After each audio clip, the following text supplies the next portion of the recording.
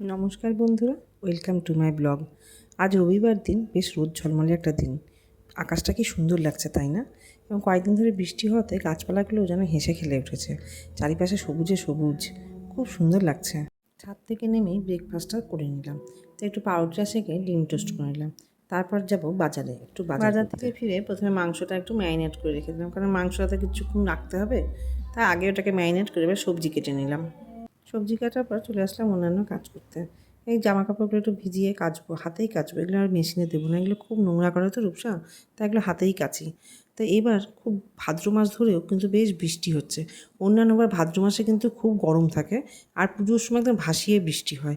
এবার পুজোর সময় বৃষ্টি না হলেই কিন্তু ভালো হয়, কী জানি কী হয়।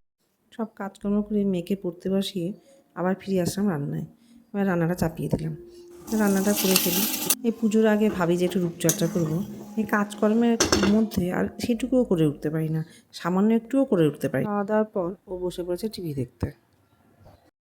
বিকেলবেলায় একটু জামাকাপড়গুলো তুলে নিলাম। জামাকাপড়গুলো শুকিয়ে গেছিলো, জামাকাপড়গুলো তুলে এবার গেলাম গাছের পরিচর্যায়।